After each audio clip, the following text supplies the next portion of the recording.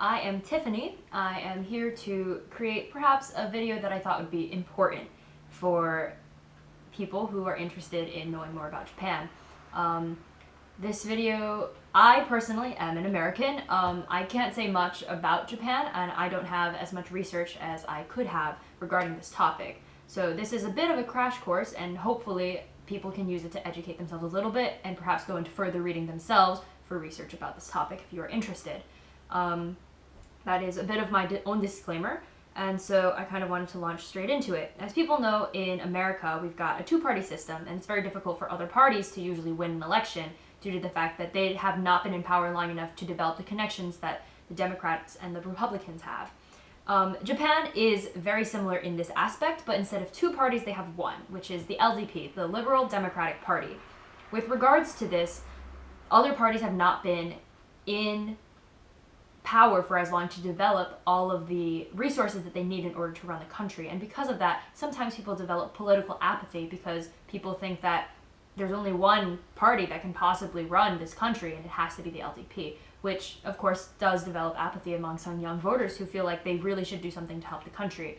There was one chance where the Democratic Party got hold of Japan, and in that particular situation, the earthquake decided to happen, and then people became under the belief that they couldn't handle the earthquake that well. So that just means that the LDP might be one of the only parties that has the resources to help our country, which may not always have the same views as the public.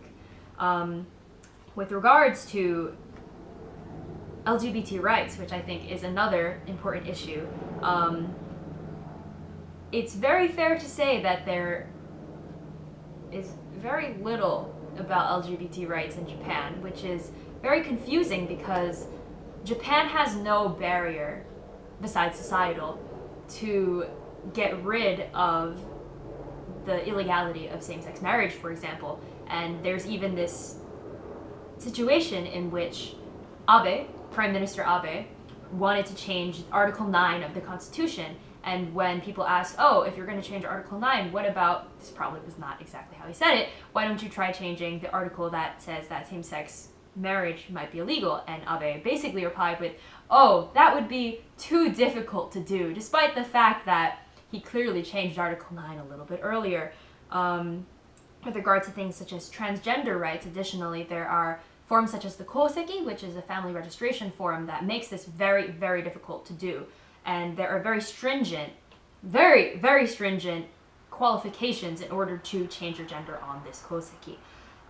With regards to gender and employment, which is also a very important topic in Japan, gender is, first of all, the wage gap, I think, is a very good way to get into this. The wage gap in Japan is very similar, actually, to America.